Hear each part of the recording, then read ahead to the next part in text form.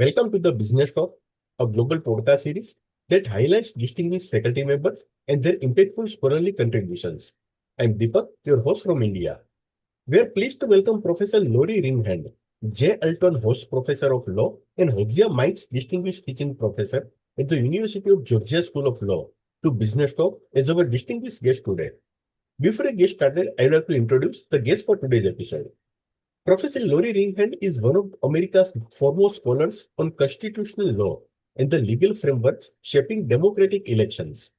A faculty member at the University of Georgia School of Law since 2008, she has earned the institution's two highest faculty distinctions, the Hosch Professorship in 2012 and the Josiah Meigs Distinguished Teaching Professorship in 2021, University of Georgia's most prestigious recognition for teaching excellence. Her scholarship has fundamentally deepened public understanding of how the Supreme Court is shaped and how it shaped the nation. She is also the co-author of Supreme Court Confirmation Hearings and Constitutional Change, published by Cambridge University Press, and Supreme Bias, Gender and Race in U.S. Supreme Court Confirmation Hearings, published by Stanford University Press, both co-written with Professor Paul M. Collins and on the latter, Professor Christina L. Boyd. Her book, We the Voters, The Constitutional Choices That Shape America's Elections, extend her work into the intersection of constitutional design and electoral democracy. Beyond the Supreme Court, Professor Ringhand is a respected voice in election law. Her international comparative work on campaign finance regulation earned her a Fulbright Distinguished Chair Award at the University of Aberdeen in Scotland, where she examined the contrasting regulatory approaches of the United States and United Kingdom. She is also a co-author of Constitutional Law, a Context and Practices Casebook, part of an innovative series designed to bring active learning into legal education. Professor Ringhand has served at the University of Georgia community in significant leadership roles, including as the Associate Dean for Academic Affairs and Interim Director of the Dean Rusk International Law Center. She has been honored 3 times for her contributions to students, receiving the C. Ronald Ellington Award for Excellence in Teaching in 2010 and 2015, and the John C. Abbon Memorial Faculty Award for Furthering Student-Faculty Relations in 2017. She holds a law degree from the University of Wisconsin Law School, where she served on the Wisconsin Law Review, and a Bachelor of Civil Law awarded with distinction from the University of Oxford. Prior to joining University of Georgia, she was a faculty member at the University of Kentucky College of Law and a visiting scholar at the Oxford Institute of European and Comparative Law. In today's episode, Professor Lori Ringhand explored the core ideas from her fascinating book, We the Voters, The Constitutional Choices That Shape America's Election. Let's not keep you waiting. Please join me in welcoming Professor Lori Ringhand to the conversation. Professor Ringhand, thank you for accepting our invitation. It's a distinct privilege to host you to Business Talk. Thank you so much. I'm very happy to be here. And thank you for that introduction. Thank you. Professor, your book opens with a foundational question. Who exactly are we the people? How has the definition evolved since the Constitution was written, and why does it still matter so much for how elections work today? Yeah, so the U.S. Constitution, when it was written in 1787, it was relatively inclusive for its era, but of course radically under-inclusive for ours. So under our original Constitution, the only people who were entitled to vote were white male property owners, with just a few exceptions. And why that remains important today, I think, is because despite the narrowness of that vision, the Constitution that they wrote, the words they put down on the paper, gave pathways for new members to kind of claim their spot in the political community. And when you're studying U.S. constitutional history and U.S. elections, you very quickly realize that much of the contestation around our elections is about different groups kind of fighting their way into that body politic. And that shapes so much of what our constitutional and electoral history has been.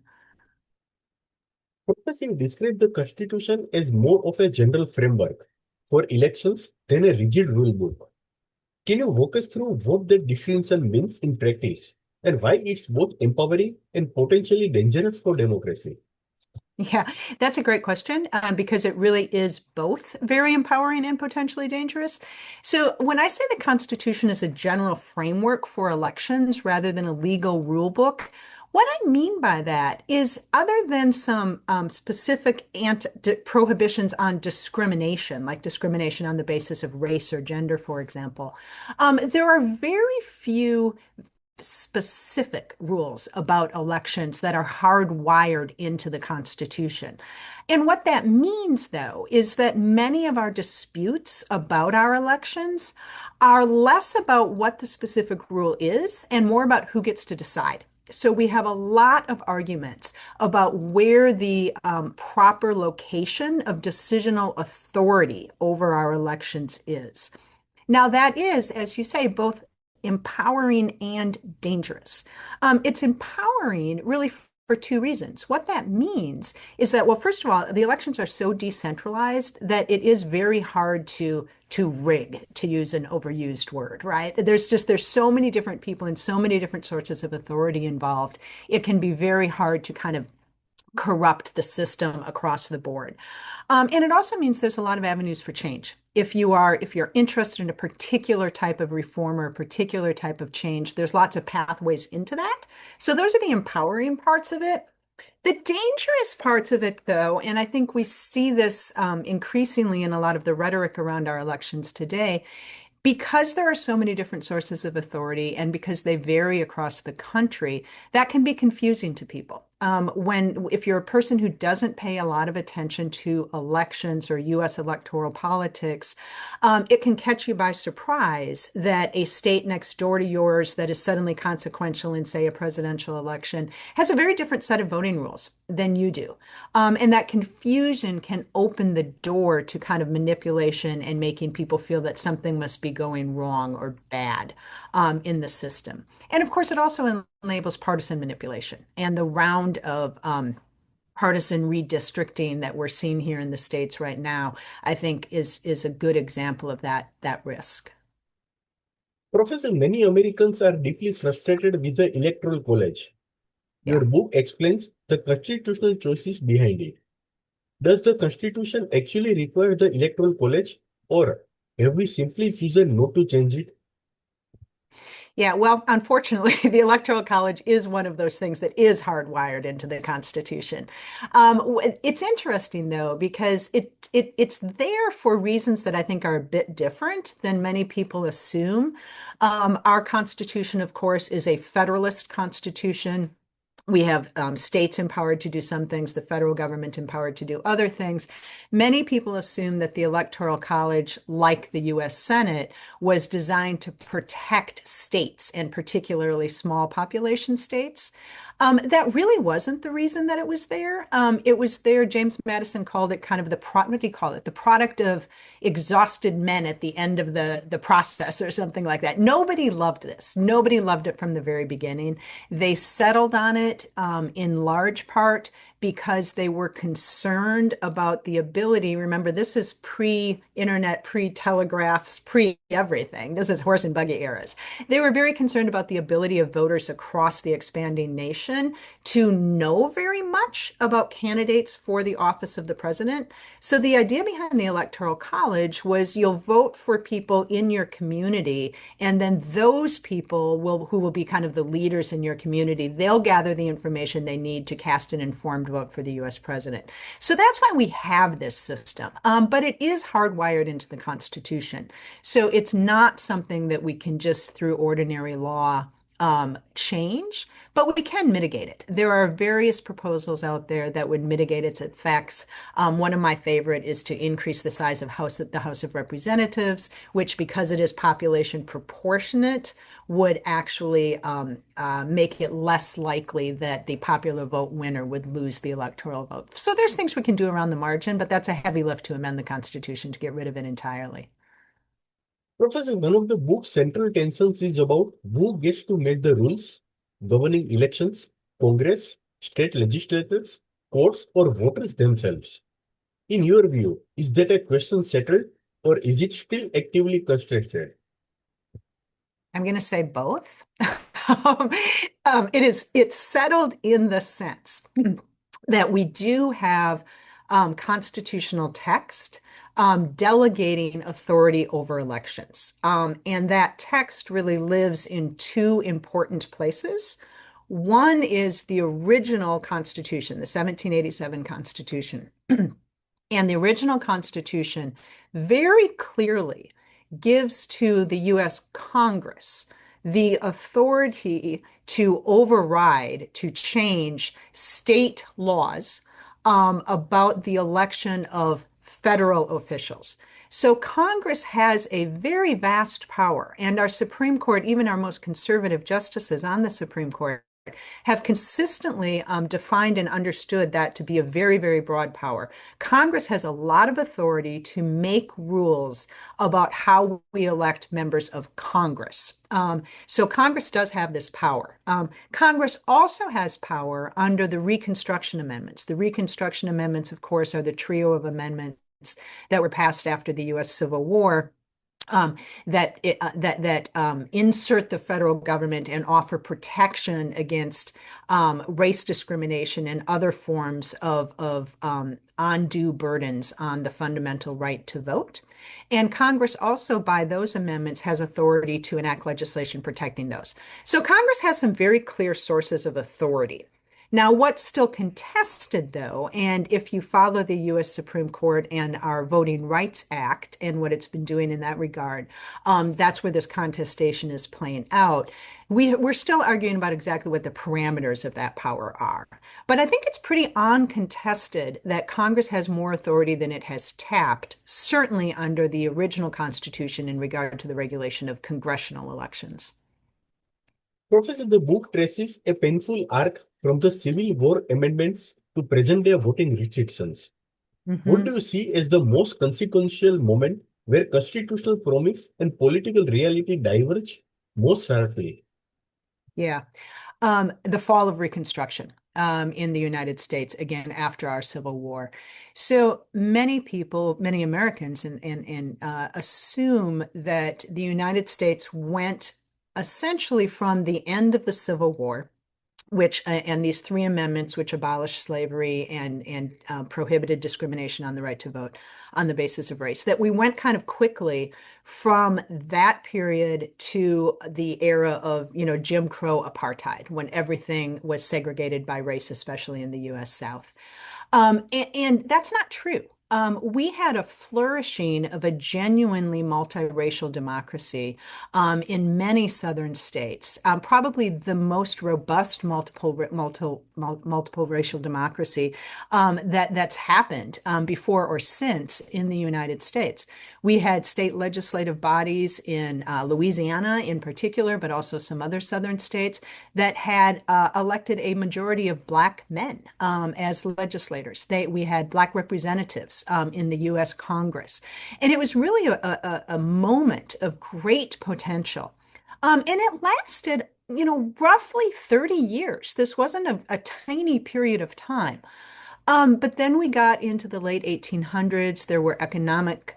There's a big economic crash that changed the electoral priorities. Northern voters, frankly, became kind of exhausted by the task of Reconstruction and the political salience of the issues that had driven the Civil War and racial equality kind of dropped down on the importance to many white voters. And were replaced by some economic issues. And that led to the US Congress and especially the US Supreme Court kind of backing away from the task of Reconstruction. And that's really personified. I like to tell the story of Jackson Giles. Jackson Giles was a Black voter in Alabama. And in 1903, he had voted in Alabama for 30 years. And then there was a surge of violence and fraud, and Black voters were thrown out of power. They were thrown off the voter rolls across this area. And Giles was one of them. But he had been an activist for a very long time. So when the state of Alabama refused to allow him to continue his voter registration, he sued. And his lawsuit got all the way to the U.S. Supreme Court. And in 1903, in one of really the most tragic decisions ever made by the U.S. Supreme Court, The U.S. Supreme Court or Judge Justice Oliver Wendell Holmes, one of our more famous justices, he looked at Giles's claim and he said, "You're right. You were excluded from voting on the basis of race. That violates federal law. It violates the U.S. Constitution, but there's nothing we, the court, can do about it." And the court just kind of threw up its hands. And that took, the court isn't solely responsible for this. The court was able to do this and did do this because the political will had dropped out of the project. But it really was the nail in the coffin and just kind of the end of what had been a very hopeful moment in U.S. history. Professor, after Shelby County versus Holder in 2013, at least 29 states passed a new restrictive voting laws. How do you explain that ruling to readers who aren't lawyers? And what has it done to the balance of power over elections? Yeah. So Shelby County is one of two cases. The other more recent one was the Louisiana v. Calais case that just came out a few weeks ago at this point. Both of these cases involved the Voting Rights Act of 1965. And the Voting Rights Act was enacted by Congress under that power that I spoke of earlier, that it has authority to make electoral rules under the Reconstruction Amendments. And what that authority says, what the text of those amendments says, is that Congress can make appropriate legislation to enforce the protections in those amendments, the protection of the right to vote without discrimination on the basis of race. And the Voting Rights Act in 1965 was enacted under that authority. And it did a lot of things. It prohibited the imposition it required states with a history of race discrimination in voting to get permission in advance before they could put new voting rules into effect.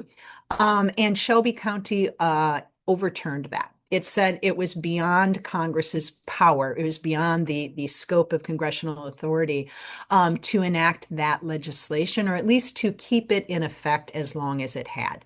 The court essentially said that the formula that had determined how which states were covered and which states had to go through this process before they could enforce their state laws, that it was too outdated. So it struck it down. And that really enabled a lot of changes to voting rules that had otherwise been stalled by that. And including after the second case, the Calais case, it enabled a lot of the partisan gerrymandering and the redistricting that we're seeing right now because it took out one of the few remaining checks on the ability to move voters around for purely political gain. So it's had an effect, and Congress in theory could act and enact something that would work within the court's confines of what the court has said it has power to do. But it's a tight line that the Congress has to walk now under those Supreme Court opinions. Professor, by 2022, fewer than 10% of US House seats were truly competitive, largely due to gerrymandering. Does the Constitution offer any real tools to address this, or have courts effectively closed that door? Yeah, so there's actually a lot we could do about gerrymandering. And I think one of the things coming out of this recent Supreme Court opinion out of Louisiana, the Calais decision, that, as I just mentioned, said Congress couldn't use its power the way it had been to empower minority voters who are geographically concentrated. What that has done is unleashed a robust round of purely partisan gerrymandering. That honestly, I'm not sure if people really realize this mid-decade districting in the United States, we have to redraw our district lines every decade because it's tied to the census. And we take a national census every decade. And because the districts have to have an equal number of people in them, when we get the new census information, we have to redraw the lines.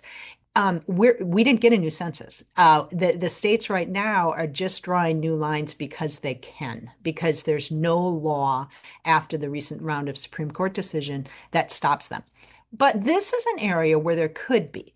I think sometimes in the United States in particular, because our Constitution is quite difficult to amend, we get caught in a sense of hopelessness because of the things that are too hard to do. amending the Constitution is quite difficult, that we forget that there are lots of things we can do. And especially in regard to congressional elections, which is what we're seeing, where we're seeing the partisan gerrymandering now.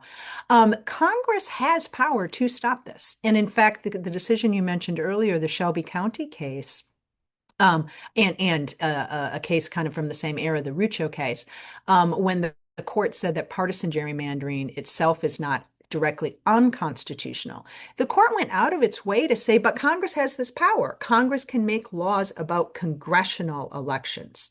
So Congress could clearly make a law prohibiting districting in the middle of the decade. It could prohibit districting for partisan gerrymandering. They'd have to define that, but they could figure out a way to do that.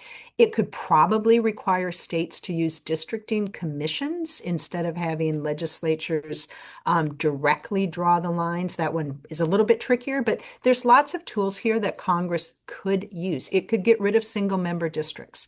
The United States has single-member districts, which means you get a lot of wasted votes, and it really drives kind of intense partisanship. That's just a federal statute for Congress. They could repeal that statute. We could have multi-member districts. We could have forms of proportionate representation, all of which would either directly or indirectly nullify the either desire or effectiveness of partisan gerrymandering. So there's actually a lot of tools there, especially for Congress. It gets a little harder to deal with state legislative seats, but some state constitutions do prohibit legislative or partisan gerrymandering at the state constitutional level also. So that's another vehicle. And I think we might see some movement on this. Voters hate what's happening right now. Alabama they have an election coming up this month, and they are redrawing the lines as we speak. I mean, that's crazy. And voters really, really dislike this. So I think we might see some action on that front. Professor, Fulbright research compared campaign finance regulation in the United States and the United Kingdom. What is the most striking difference you found, and what can Americans realistically learn from the British approach? Yeah, so that was a fun project. I was in Scotland with a Fulbright, and as you mentioned in the introduction, I did the BCL degree at Oxford. So I have long been interested in comparative work and comparative election law in particular. You asked about the differences between the United States and the UK. I think the biggest difference, just from kind of a legal strategy, a kind of legal approach, is the United Kingdom historically has focused, when it's tried to regulate money in politics, historically it has focused on limiting expenditures and not limiting contributions. Now there's play in those joints, but that's historically what its anchor was. The United States has done exactly the opposite. We have focused on limiting contributions, again with lots of play in the joints, but not limiting expenditures because of our First Amendment and our free speech rules.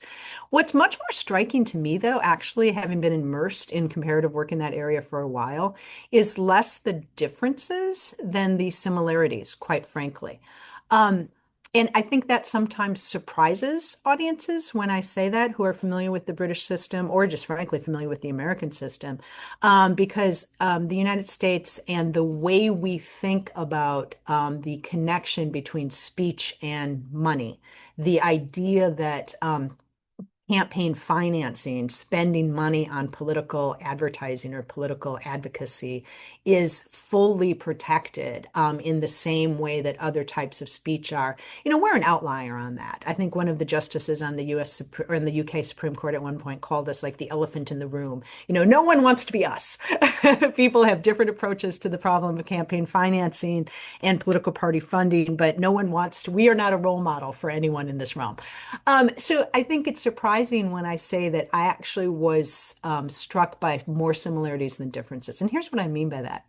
The similarity that runs through both bodies of law is that they are trying to solve the same really hard problem. They are doing it differently, but at the end of the day, the problem is the same. And the problem is this: any system that both respects political speech rights and wants to manage or control the influence of money in politics has to decide how you're going to figure out what speech is in which of those boxes.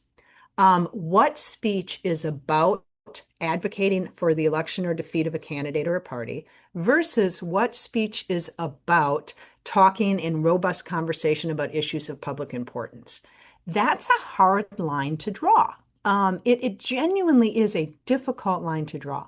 And today, especially when political communication, flows across the internet through multiple sources, and it's not always paid and it's not always sourced, it's actually very, very challenging to figure out what the difference is between advocating for an election result and engaging in robust political speech. And all of our democracies want to control the former because of the corrupting influence of money on speech, while making sure to leave lots of space and breathing room for discussion of public issues. That's hard. And both of these systems are trying to solve that. So in terms of what the US can learn, and this may seem obvious to everyone who is not a U.S. First Amendment scholar, but it's a little less obvious perhaps to some First Amendment scholars here. There are lots of different ways to do this. I think the American First Amendment exceptionalism sometimes gets us very kind of dialed in to our approach. And I think it is really worth remembering, when you land in the UK, you still feel like you have free speech. You feel like I can say things. These are countries that have as robust of a tradition of caring about vigorous political debate as the United States does. So we can open our eyes and our minds to different ways of solving these, frankly, quite difficult problems. So I think there's a lot to learn. Prophecy proposes a constitutional right to vote amendment is one path forward. Why doesn't such an explicit right already exist in the Constitution? And is there a realistic political path to getting it added? Yeah. So the US Constitution is somewhat anomalous among democratic nations. We do not have a clear textual affirmative right to vote in our Constitution. Rather, what we have is a series of prohibitions on discrimination in voting. So to take the 15th Amendment, one of those Reconstruction amendments as an example, it doesn't say everyone has a right to vote. What it says is you cannot be discriminated in voting on the basis of race. We have the similar amendment for sex. You can't be discriminated on the basis of sex in voting, and age if you're over 18. So our strongest protections of a right to vote are not a right to vote. They're a right to not be discriminated against in particular grounds when voting. The reason for that actually is more historic than anything else, and it goes back to the 1787 Constitution. So the U.S. Constitution, it's somewhat famously, at least for Americans, was written in Philadelphia by our famous founders in 1787 in their stuffy little room. And they were writing the Constitution. But their plan was, and what they did, the plan was to have it ratified in each of the then existing states by specially called conventions of voters. So what that meant was something very important for this problem. What that meant was that the new Constitution was going to go out into the world, and the existing voters, the people who, the clusters of people, the groups of people who the existing states had authorized to be voters, they were the ones who were going to decide whether the new federal Constitution would be ratified. The problem was that all the states had different rules about who got to vote. Some states had really quite expansive rules. They didn't have property requirements. There were some of the New England states for brief periods of time let free Black Americans vote. New Jersey actually briefly allowed women to vote in the early part of our history. So the states all had different enfranchisement rules. And those people in those states were going to be the ones who were going to decide whether their state ratified the new Constitution, and the founders knew that. They also knew that people weren't going to vote to ratify a constitution that disenfranchised them, that said, you get to vote in your state, but we're not going to let you vote under the federal constitution. So, as a practical matter, it was a strategic choice. If they had put a federal right to vote in the federal constitution, they would have had to define who was included. And that was going to exclude some of the people who got to vote in their states. And then those people were going to say, forget about it. We're not ratifying this dumb thing because you're not going to let me vote in federal elections. Why would I ratify that? Their solution was to not put a federal rule in the Constitution. So our constitutional right to vote is non-discrimination. And other than that, it is hinged to whether the state has enfranchised you. So we have that's mattered less as time has gone on because the non-discrimination provisions now enfranchise most American citizens who are adults, not all, but most. But at the time, that was a very practical reason for not including an affirmative right to vote because they didn't want to have to define a federal franchise that would exclude some of the ratifiers. Professor, before we wrap up, one final question. Despite documenting decades of backsliding, you describe the book as a ultimately optimistic. What grounds that optimism for you? And what do you want readers to walk away believing they can actually do? Yeah, I actually am optimistic. And in large part, because while it has become very common to hear people say in the United States today that we live in unprecedented times, one thing that you quickly realize when you study constitutional and voting history in the United States, our times aren't that unprecedented. The details matter and they are different, but we have had very difficult times in the past and in the not so distant past. You know, the 1950s and 60s weren't great for voting rights in parts of the United States. We had the Reconstruction era. We had women's suffrage, which was fought in the West, and people went to jail under these things. We have had a contested history about how our democracy works. So our times are a little less unprecedented than it might seem. And the reason I draw optimism from that is because our system has been resilient and able to adapt and incorporate change. And there's no reason to think we can't do that now. We have the pathways, we have the examples of people like Jackson Giles who have, fought. They don't give up and say, "Oh no, this is hard." People do things, and the reason that our system of government has generally speaking, become more inclusive over time, is because people have fought for that. And they've made sure that they just keep, rolling their particular rock up their particular hill. And the pathways are there. We just have to take them. And if we can learn from the past and be inspired by the past from generations of Americans who have been in much worse circumstances and have worked their way through and worked their way back. And in terms of, what specifically people can do, I get this question a lot, and I think the most important thing is to find one thing. I mean, don't be overwhelmed. Find one thing. A lot of the rules that shape elections are actually made by your state legislatures. Most people can lobby their state legislatures. State legislatures are relatively accessible. Find a group that's working on something that you care about. If you care about partisan gerrymandering, find a group that's trying to get your state legislature to make it illegal to engage in partisan gerrymandering. If you want different rules governing elections, if you think that, we need different types of rules for identification, that's often even a local commission decision. So you can find the thing that you care about and find the group that's advocating for it. If you want multi-member districts, you can work on a state legislature for that. You can do that in your local government. Local governments have a great deal of authority, and you can advocate for that, get people used to these kind of democracy enhancing procedures.